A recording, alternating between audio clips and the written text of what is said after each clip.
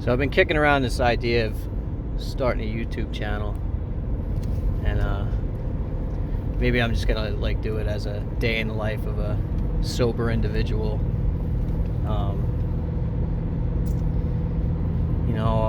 I'm coming up on 5 months sober, and I've been in and out of the rooms for a long time, and just thinking about doing like a vlog or some shit, whatever the hell people call it. Maybe I'll do something different. I don't friggin' know. Maybe I'll interview people. Not really sure where this is going. I do have a podcast.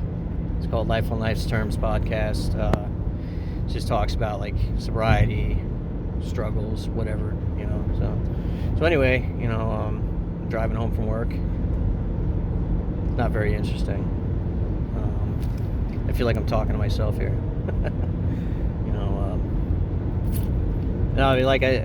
I just been kicking around this idea about doing something other than just my podcast. Maybe I should do like a video podcast or something and connect it to the thing. But anyway, I don't know where I'm going with this, but I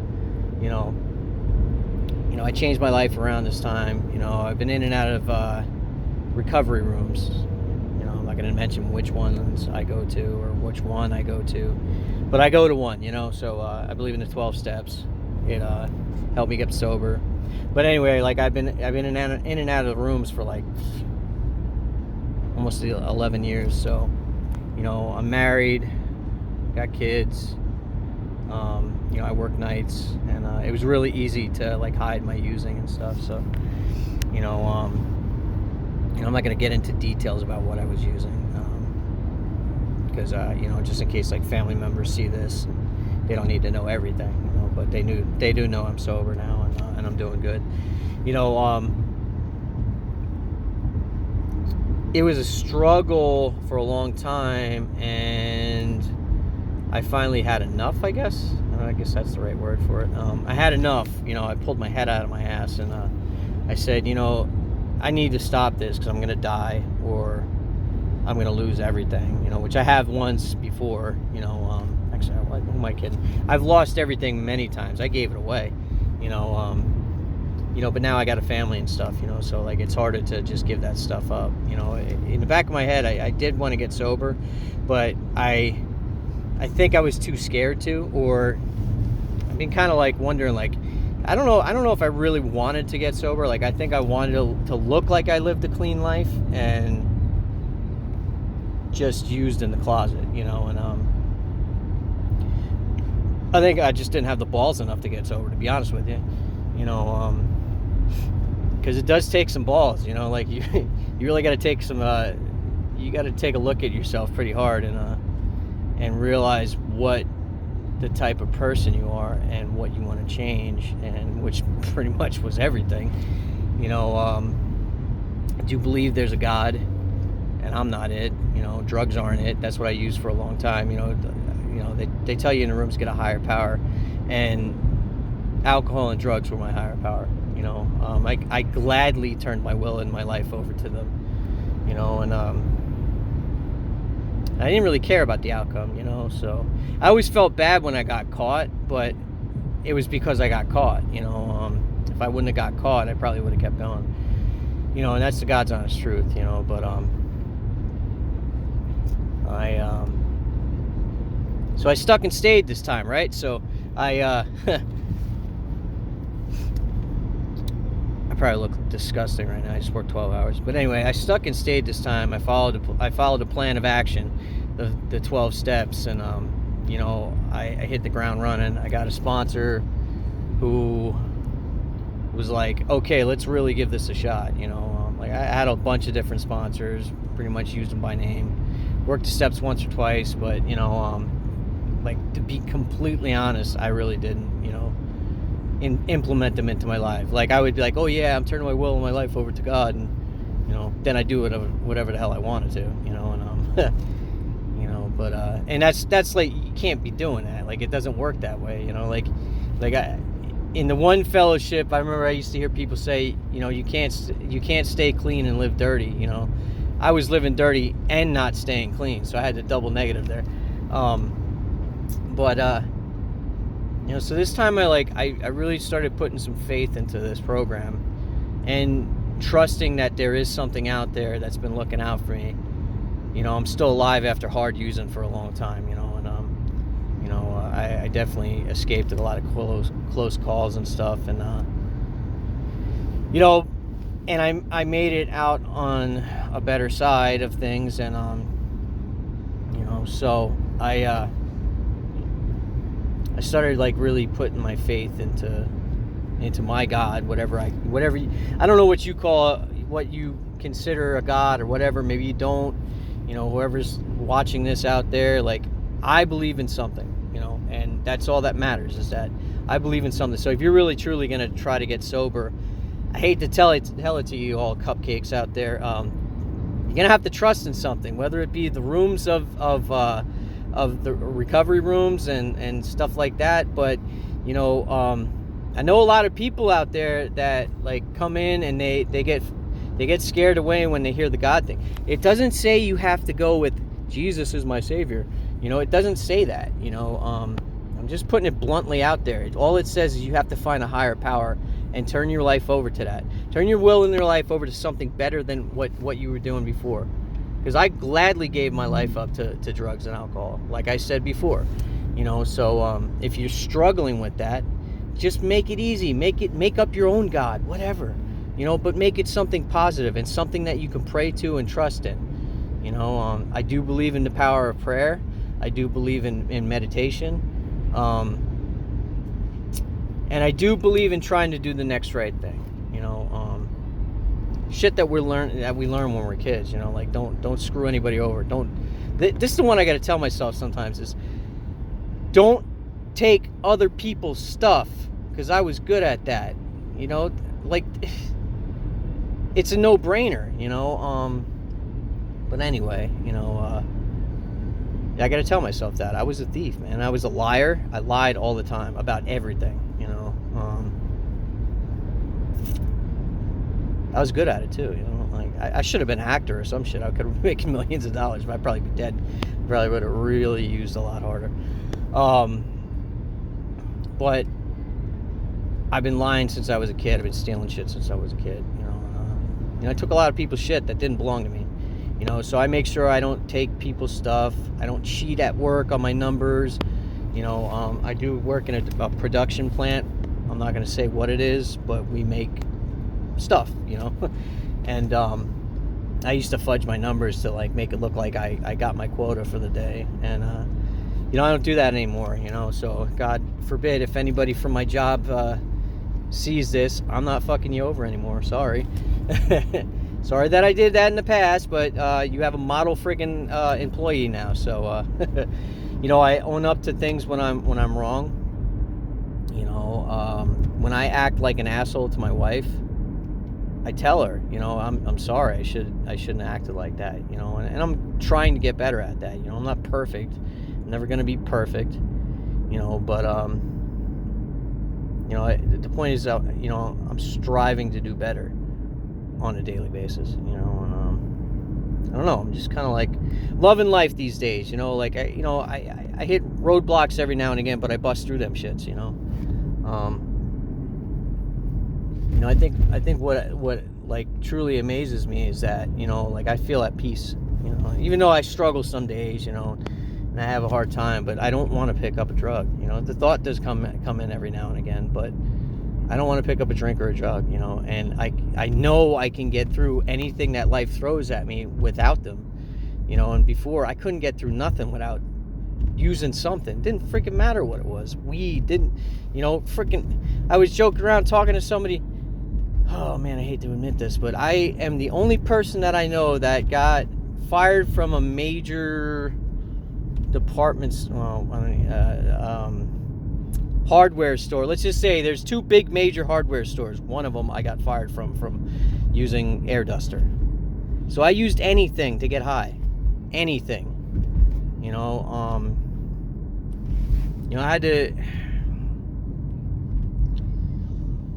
let go of a lot of pain and a lot of demons and stuff that I went through. You know, you know, if anybody, if my family and stuff ever see this, you know, I apologize that you see it this way, but I was molested when I was a little kid, you know, and I'm ashamed to admit that anymore. And, you know, I forgive the person that did it, you know, because he was probably sick and there was probably something wrong with him, whatever, you know. But I had to learn how to forgive, you know. I also dealt with a lot of messed up shit, you know. My childhood was pretty fucked up, and others were worse, I'm sure. So I had a very abusive stepfather. My father, my real father, who I lived with, you know, first probably 15 years of my life, were pretty rough, you know, like living with him. You know, it was just me and him. You know, I had to pretty much get myself up,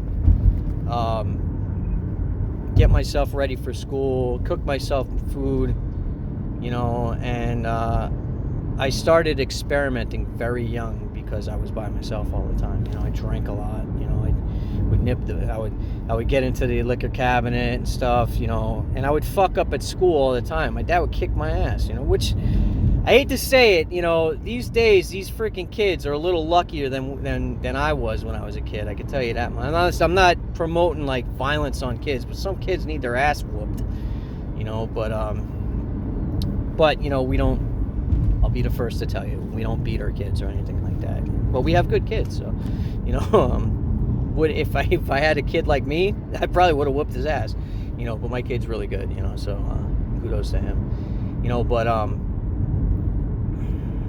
you know, I had a really, really fucked up childhood, you know, for the most part.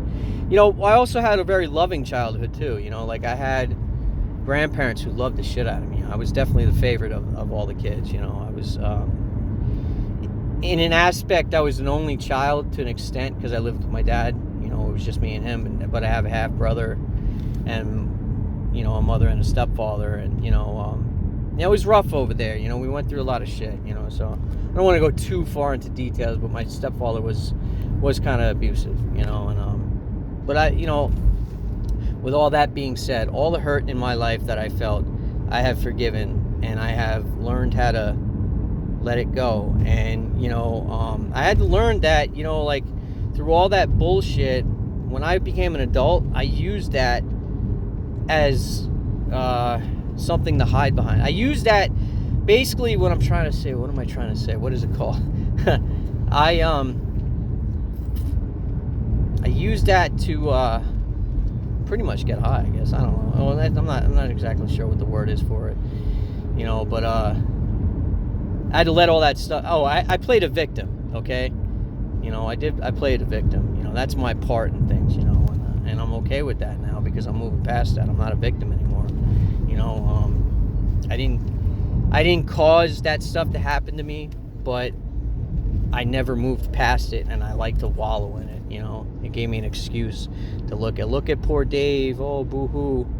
You know, look at what happened to him. No wonder why he gets fucked up. You know, that's the type of attitude that I have. And with the shit that I went through as a kid, in my fucked up head, gave me the excuse to say, oh, well, you know, look at what I went through. Your shit is mine now. You know, like, I mean, I was twisted. I really was. I was a twisted person, you know, but I don't have to live like that anymore. Like, I am different today. You know, I'm completely different today.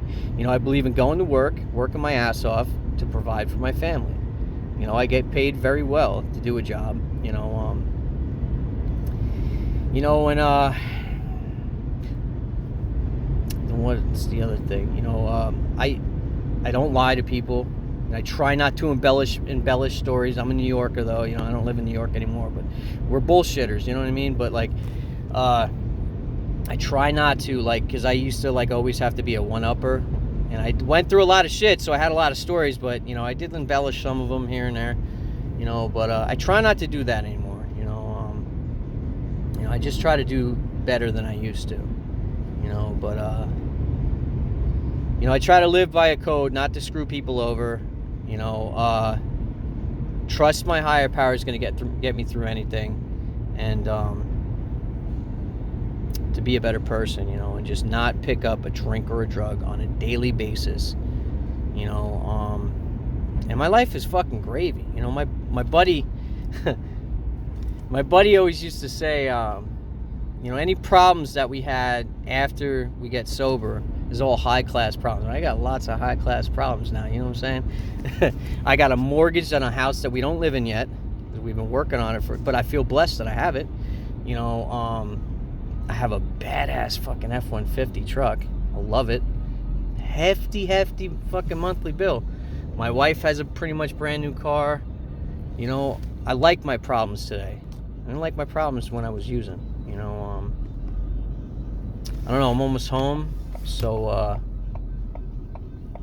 my wife's kind of like she's probably not dressed or anything, so I'm not gonna like bring everybody in to see her, you know, but I've been hinting around doing this, you know, and she loves the podcast that I had. Like I said, check out the podcast, man, because it might help somebody, it might not, you might laugh at me, I don't care, you know, but if I can help somebody try to get on a better track in life or whatever you're going through, check it out. It's called Life on Life's Terms Podcast. It is on Spotify. It's on a couple of the main apps, I guess. I do it out of Anchor. So if you're on Anchor, check it out. Like it, subscribe it. Check out my channel. There's gonna be more videos coming. I'm just gonna show you guys my daily shit. You know what I'm saying? Like, so, you know, not all day long. I'm gonna make a video all day long. I'm not good at this editing stuff, and this is my first YouTube video. So, but anyway, I just pulled in home, and you know, I just got off working 12 hours. I just drove for 20 minutes or something home, and that's it. You know, oh yeah, so I said about the badass F-150. I'm in my wife's Escape right now, but let's see if you can see it. I'll show it. Oh, I guess I can flip this thing. Shit's dope. Anyway, so that's my my morning. You know, when I get off work, you know, I got one more night of this crazy weekend, and then I'm done. So anyway, I'll be uploading more videos when I get a chance. So check me out.